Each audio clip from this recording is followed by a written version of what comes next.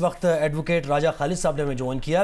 راجہ خالد صاحب، ایک تو یہ بتایا گیا کہ 102 جو شرپسند ہیں ان کے کیسز سول کورٹ سے ملٹری کورٹس بھیجے گئے ہیں، وہ ٹرائل چل رہے ہیں، چلتے رہیں گے. پھر انہوں نے بڑی ڈیٹیل بتائی کہ سول وکیلوں کا بھی حق حاصل ہوتا ہے کرنے کے لیے، ہائی کورٹ تک رسائی کا حق بھی ہے، سپریم کورٹ تک رسائی کا حق بھی ہے، اور یہ آرمی ایکٹ آئین پاکستان کا حصہ ہے، اس کے تحت کئی کیسز نمٹائے بھی جا چکے ہیں پہلے. تو ذرا اس کو ہائی لائٹ کیجیے. جی راجہ صاحب، آپ ہمارے ساتھ ہیں؟ جی جی. راجہ خالد صاحب، آپ سے سوال یہ کہ 102 شرپسندوں کے کیسز ملٹری کورٹس میں چل رہے ہیں، یہ بتایا گیا، اور یہ سول کورٹ نے ہی منتقل کیا ان کیسز کو شواہد کی روشنی میں. پھر انہوں نے بتایا کہ کیا کیا حق حاصل ہوتا ہے، وکیل کرنے کا حق بھی حاصل ہوتا ہے، ہائی کورٹ میں بھی اور سپریم کورٹ میں بھی تک بھی رسائی کا حق حاصل ہوتا ہے، اور آئین پاکستان کا حصہ ہے یہ آرمی ایکٹ. اور انہوں نے کہا کہ یہ جاری رہیں گے ٹرائلز. تو اس کو ذرا ہائی لائٹ کیجیے آپ. جی دیکھیے نا، یہ ایکسپریس پروویژن ہے آرمی ایکٹ 1952 کی 21D.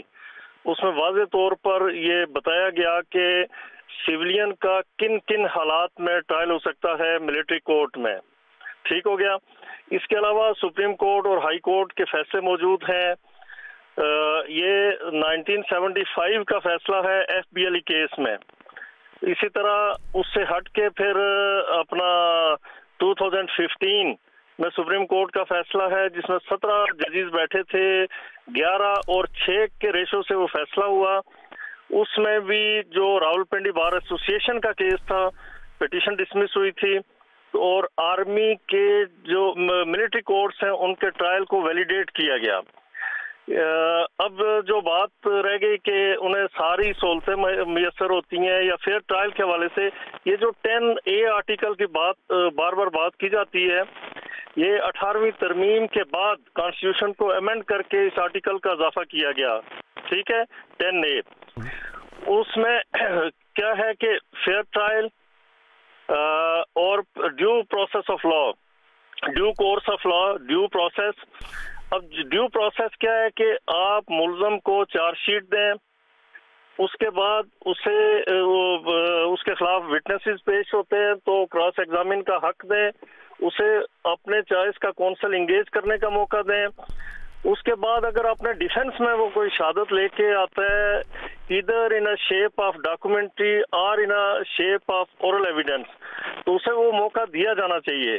پیشنٹ ہیئرنگ دی جانی چاہیے، اس کے وکیل کے تسلی کے ساتھ آرگومنٹ سنے جانے چاہیے. اور پھر قانون یہ کہتا ہے جو ملٹری جو آرمی ایکٹ ہے اس کے خلاف اسے اپیل میسر ہے، جو ملٹری کورٹ آف اپیل میں وہ جائے گا. اگر خدا نخواستہ وہاں سے بھی وہ فیصلے سے ڈس سیٹسفائیڈ ہے تو پھر اسے چیلنج کرے گا ہائی کورٹ میں ریٹ کی صورت میں.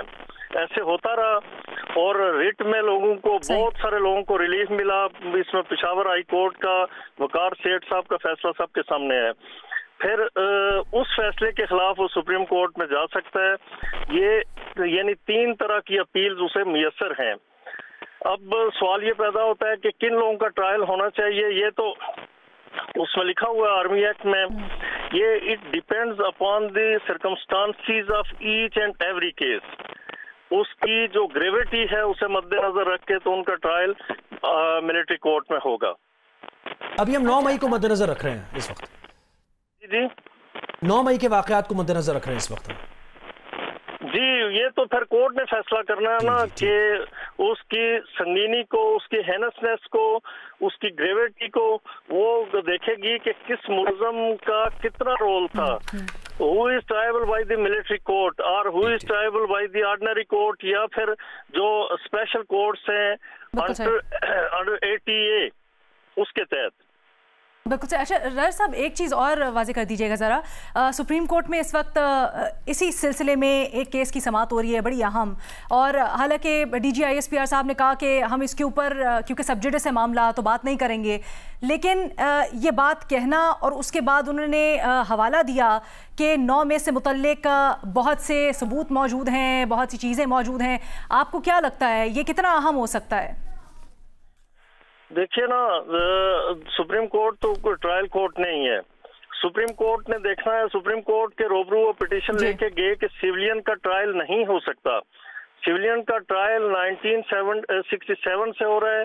ये अमेंडमेंट जो आई आर्मी एक्ट में वो 67 में अयूब खान के दौर में आई थी।